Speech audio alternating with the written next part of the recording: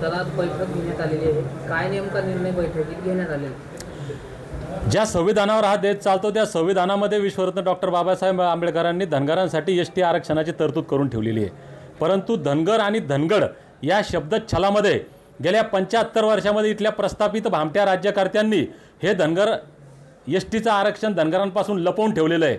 म्हणून येणाऱ्या 17 सप्टेंबरला मराठवाडा मुक्ती संग्राम दिन साजरा करत असताना धनगर एसटी आरक्षणाच्या मुक्ती संग्रामाचा लढा जालना जिल्ह्यातून आम्ही सुरू करणार आहे।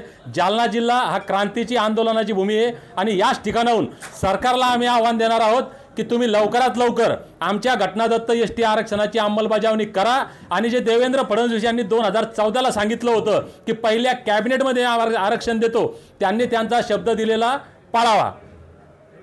तुमची काय नाही? येणाऱ्या 17 सप्टेंबरला मी या ठिकाणी जालना जिल्ह्याच्या वतीनं, मराठवाड्याच्या वतीनं, संपूर्ण महाराष्ट्राच्या वतीनं आमरण उपोषणासाठी बसणार आहे आणि नंतर जोपर्यंत एसटी आरक्षणाची अंमलबजावणी होत नाही तोपर्यंत हा लढा सुरू राहील।